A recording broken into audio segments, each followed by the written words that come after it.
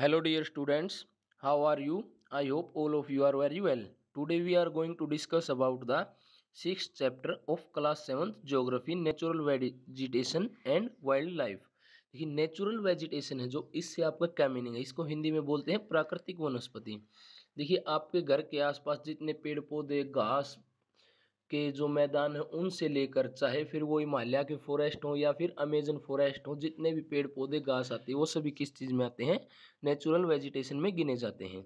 अब हम बात करते हैं वाइल्ड लाइफ, वन्य जीवन, यानी कि जितने भी वनों में रहने वाले जीव जंतु होते हैं उनको हम क्या बोलते हैं, वन्य जीवन के नाम से जाने जाते हैं। वो पूरे चाहे फिर वो वन्य छोटे किसी फॉरेस्ट के वन्य जीव हो या फिर अमेजन जैसे बड़े फॉरेस्ट के वन्य जीव हो, सभी वाइल्ड लाइफ में गिने जाते हैं। आइए हम चैप्टर को शुरू करते हैं। उससे पहले मैं आपको बता दूं, अगर आप हमारे चैनल पर नए हैं तो हमारे चैनल को सब्सक्राइब कर लीजिए ताकि आने वाली वीडियो की नोटिफिकेशन आपको जल्दी से जल्दी मिल जाए। और हम आपका जो चैप्टर क्लास 7 से 10 तक का all syllabus both Hindi and English medium में आपको प्रोवाइड करवा रहे हैं। तो आइए हम चैप्टर शुरू करते हैं। Sleema was excited about the summer camp she was attending, यानी कि जो सलीमा एक लड़की का नाम है और उसने एक समर कैंप अटेंड किया है और वो काफ़ी उत्साहित हैं। She had gone visit to Manali in Himachal Pradesh along with her classmates, यानी कि वो हिमाचल प्रदेश के मनाली में घूमने गई है उसके क्लासमेट्स के साथ। She recalled how surprised she was to see change in landform and natural vegetation as बस क्लाइम्ड हायर एंड हायर, यानी कि जैसे ही बस ऊंचाई पर जा रही थी वो देख रही थी कि वनस्पति और धरती का स्थलाकृतिक रूप है जो वो बदलते जा रहे हैं, यानी कि जितनी ऊंचाई पर हम जाते जाएंगे तो वन प्राकृतिक वनस्पति है जो बदलती हुई मिलेगी। मान लीजिए नीचे आपको घास मिली, फिर छोटे पौधे, फिर और साल सागवान के बड़े पौधे, आगे शंकुधारी वृक्ष आपको देखने को मिलेंगे जितनी ऊंचाई पर आप जाते जाएंगे। The deep jungle of foothills कंपेरिजिंग साल एंड टिकी स्लोली डिसअपियर्ड, यानी कि जो फुटहिल्स का मीनिंग होता है पर्वतों की तलहटी, हिंदी में क्या बोलते हैं इसको, गिरिपाद, यानी कि पर्वतों की तलहटी में उसने साल और सागवान के जो गहरे जंगल देखे थे वो क्या हो गए, खत्म हो गए। She could see trees with thin pointed leaves and cone shaped, यानी कि अब उसे कैसे पतले और लंबे पेड़ दिखाई देने लगे और वो उनकी कैसी शेप थी, कोनिकल शेप थी। और इनको क्या कहा जाता है, और कनोप्स ऑन माउंटेन स्लोप्स, यानी कि माउंटेन स्लोप से जो ज़्यादा खड़े हो गए थे, नुकीली चोटियों वाले वहाँ पर जो थे माउंटेन स्लोप से। She learned that those were coniferous trees, coniferous को हिंदी में बोलते हैं शंकुधारी वृक्ष। She noticed Bloom of bright flower on टाल ट्रीज, उसने क्या देखा कि जो लंबे पेड़ थे उन पर बहुत बड़े बड़े फूल देखे। दीज वर द रेंडोड्रोन, यानी कि ये जो फूल थे किस चीज़ के थे, रेंडोड्रोन फूल थे, रेंडोड्रोन फ्लावर्स थे ये। इन फ्लावर्स का नाम रेंडोड्रोन है जिसकी पिक्चर आपकी बुक में भी दिखाई गई है। और ये बहुत ही सुंदर, वेरी ब्यूटीफुल फ्लावर्स होते हैं। From Manali, as she was traveling up to Rohtang Pass, she saw that the land was covered with short grass and snow in some places, यानी कि वह मनाली से जैसे ही रोहतांग पास, रोहतांग दर्रा है उसकी तरफ बढ़ी तो उसने देखा कि धरती जो है खाली खाली है, कहीं पर घास है और कहीं पर बर्फ से ढकी हुई है, यानी कि जैसे ही आप ऊंचाई पर जाएंगे तो आपको बर्फ देखने को मिलती है।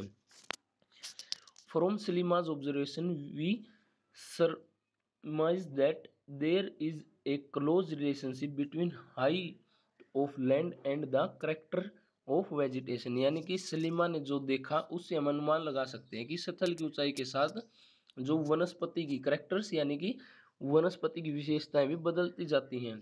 With the change of height the climate change and change natural vegetation, यानी कि जैसे ऊंचाई बढ़ती है जलवायु, क्लाइमेट यानी कि जलवायु या मौसम बदलता है और उसी प्रकार प्राकृतिक वनस्पति भी बदलती रहती हैं। The growth of vegetation depends on temperature and moisture, यानी कि जो आपकी वेजिटेशन है उसकी ग्रोथ किस पर डिपेंड करती है, टेम्परेचर यानी कि तापमान, मॉइस्चर होता है नमी। तो आप ये हिंदी मीनिंग भी साथ साथ लिख लें या याद कर लें, अपनी नोटबुक में भी आप डिफिकल्ट वर्ड मीनिंग के नाम से लिखकर इन वर्ड्स के हिंदी मीनिंग लिख सकते हैं ताकि आपको कोई प्रॉब्लम ना हो। It also depend on factor like slope and thickness of soil, ये किस पर भी डिपेंड करती है, ये सोइल की थिकनेस यानी कि मृदा की जो मोटाई होती है, कहीं महीन कणों वाली मिट्टी होती है, कहीं मोटी मिट्टी होती है, और स्लोप यानी कि ढाल पर डिपेंड करती है।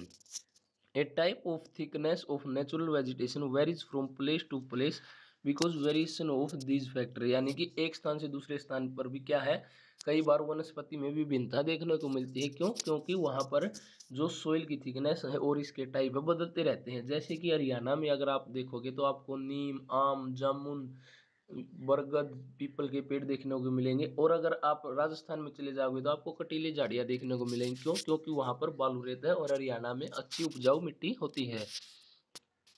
अब हम बात करते हैं कि नेचुरल वेजिटेशन को 3 टाइप्स में जो है कैटेगराइज किया है, 3 भागों में बांटा गया। सबसे पहले जो है फॉरेस्ट यानी कि वन क्या होते हैं, which grow where temperature and rainfall are plentiful to support the tree cover, यानी कि जहाँ पर तापमान बहुत अच्छा होता है और वर्षा भी बहुत अच्छी होती है, वहाँ पर क्या होते हैं, वन उगते हैं। Depending upon these factor dense and open forest are grown, यानी कि इन फैक्टर्स को देखकर खुले वन यानी कि डेंस होते हैं, सघन वन यानी कि जो बहुत ज़्यादा पेड़ पौधे जहाँ पर पाए जाते हैं, और खुले वन जहाँ पर पेड़ पौधे कहीं कहीं मिलते हैं लेकिन बहुत ज़्यादा एरिया में मिलते हैं, तो वो खुले वन कहलाते हैं। नेक्स्ट जो है वो है ग्रासलैंड्स। ग्रासलैंड यानी कि घास की भूमियाँ, बहुत बड़े बड़े घास के मैदान होते हैं। Which are grown in the region of moderate rain, जहाँ पर वर्षा है जो क्या होती है, थोड़ी कम होती है, एवरेज वर्षा होती है, वहाँ पर क्या होते हैं, घास स्थल पाए जाते हैं। फिर क्या होते हैं श्रब्स। श्रब्स एक प्रकार से आप बोल सकते हैं कांटेदार झाड़ियाँ, thorny shrubs and scrubs are grown in dry region, यानी कि जो कांटेदार झाड़ियाँ होती हैं वो कहाँ पर उगती हैं, ड्राई रीजन बोलते हैं आप, शुष्क क्षेत्र में उगती हैं। अब क्या है, Salima was sharing his experience of Himalaya trip to her with her father. Salima ने क्या किया कि जो अपनी यात्रा का अनुभव था वो क्या किया, अपने पिताजी के साथ शेयर किया। Her father visited various place in the world, यानी कि उसके पिताजी क्या थे, सलीमा तो सिर्फ हिमालय घूमने गई थी, उसके पिता बहुत ज़्यादा घूम चुके थे, पूरी दुनिया में अदर अदर कंट्रीज में घूम चुके थे। He told Salima about his observation of variety of vegetation in different part of different continents, यानी कि उसके पिताजी ने अपने एक्सपीरियंस से उसको बताया कि जो विभिन्न महाद्वीप हैं वहाँ पर विभिन्न प्रकार की वनस्पतियाँ पाई जाती हैं। ही मेंशन अबाउट कैनिफोरस फॉरेस्ट इन सब पोलर रीजन, उसके पिताजी ने क्या बताया कि शंकुधारी वृक्ष है जो उपध्रुवीय प्रदेशों में पाए जाते हैं, यानी कि सब पोलर होता है उपध्रुवीय कैनिफोरस फॉरेस्ट शंकुधारी वन। थोर्नी बुशीज इन डेजर्ट, यानी कि कांटेदार झाड़ियाँ जो मरुस्थलों में पाई जाती हैं। Thick tropical hardwood forest in humid region, यानी कि ट्रॉपिकल होता है आपका उष्णकटिबंधीय जो हार्डवुड होता है, मजबूत लकड़ी वाले पौधे आप पेड़ कह सकते हैं जो ह्यूमिड रीजन में पाए जाते हैं। Many more Salima realized the Himalayas have almost all variety of vegetation which one can see while moving from equator to the polar region, यानी कि अगर आप हिमालयज की ट्रिप पर जाएंगे तो आपको सभी प्रकार की वनस्पति देखने को मिल जाएगी। जो इक्वेटर होती है आपकी 0 डिग्री जो लाइन होती है वहाँ से लेकर अगर आप ध्रुवों तक जाते हैं तो इतने ही प्रकार की वनस्पति मिलेगी जितनी प्रकार की आप इंडिया में देख सकते हैं। इंडिया में सभी प्रकार की वनस्पति आप पाई जाती है, एक प्रकार से कह सकते हैं। The change in type of natural vegetation occur mainly because of the changes in climatic condition, यानी कि वनस्पतियों में बदलाव का कारण क्या होता है, क्योंकि क्लाइमेट चेंज होता है, एक प्रकार से आप बोल सकते हैं कि जलवायु में जो बदलाव होता है उसी के कारण। Let us get to know different type of natural vegetation of world with their characteristic features and wild life inhabited, यानी कि आइए हम जो विश्व की विभिन्न प्रकार की वनस्पतियों के बारे में पढ़ते हैं और वहाँ पर रहने वाले जीव जंतुओं की जानकारी भी प्राप्त करते हैं। सबसे पहले क्या पढ़ते हैं हम, फॉरेस्ट। फॉरेस्ट को हिंदी में बोलते हैं वन या फिर जंगल। और सबसे पहला जो वर्ड है आपका ट्रॉपिकल एवरग्रीन फॉरेस्ट। देखिए ट्रॉपिकल का मीनिंग मैंने आपको बताया था कि उष्णकटिबंधीय, एवरग्रीन सदाबहार, एंड फॉरेस्ट वन, इसका हिंदी मीनिंग क्या हुआ, उष्णकटिबंधीय सदाबहार one.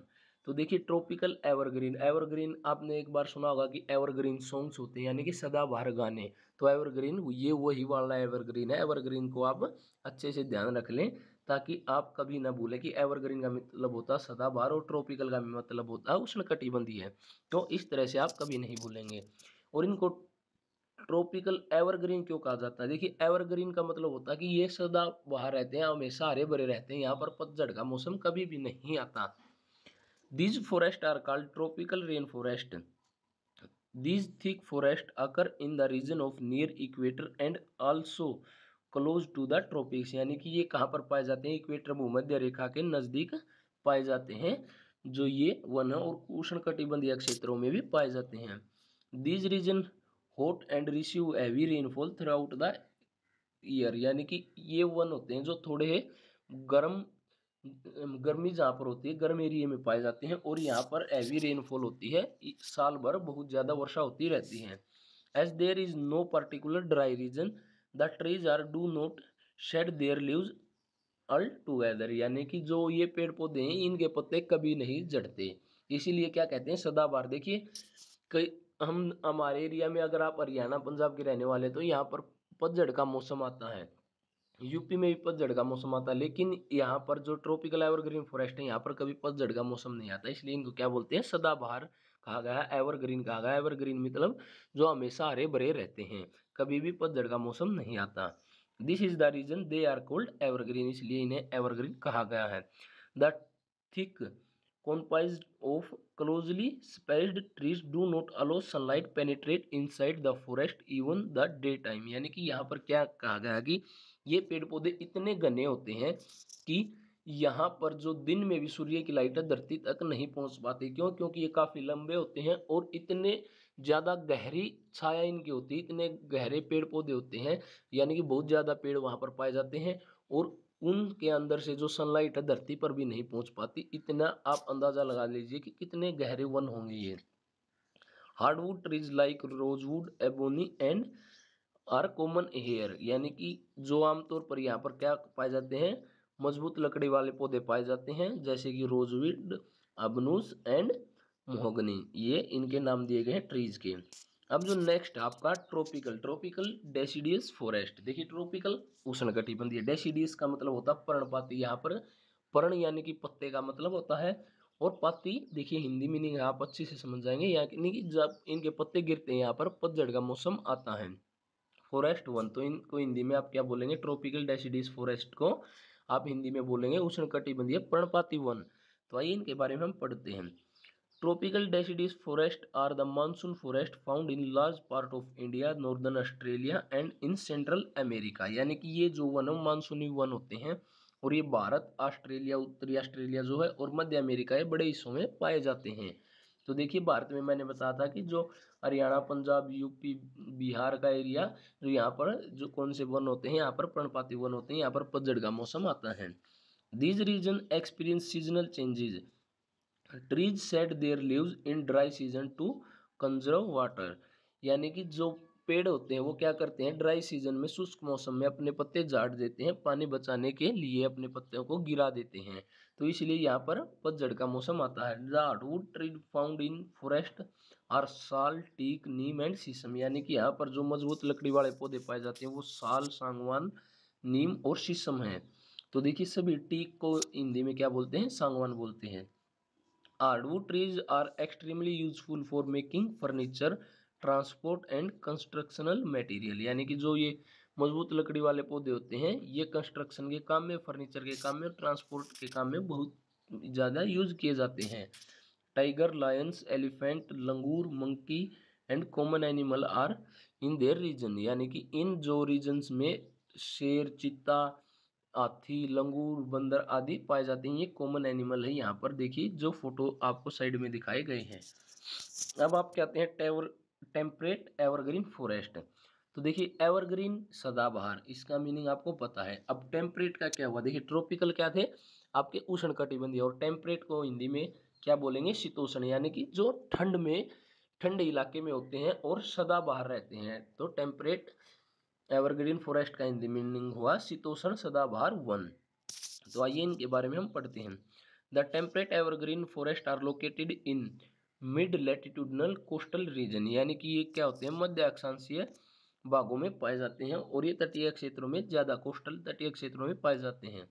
They are commonly found along the eastern margin countries continent, यानी कि जो ये पाए जाते हैं महाद्वीपों के पूर्वी किनारों पर ज़्यादा पाए जाते हैं।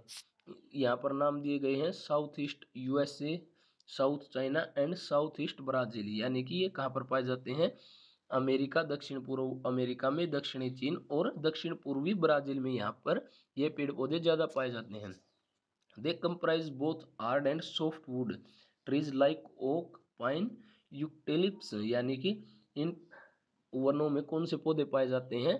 ओक यानी कि ओक पाया जाता है, और पाइन, पाइन को हिंदी में क्या बोलते हैं? चीड़। और यूक्लिप्टिस, यूक्लिप्टिस को हिंदी में यूक्लिप्टिस ही बोला जाता है।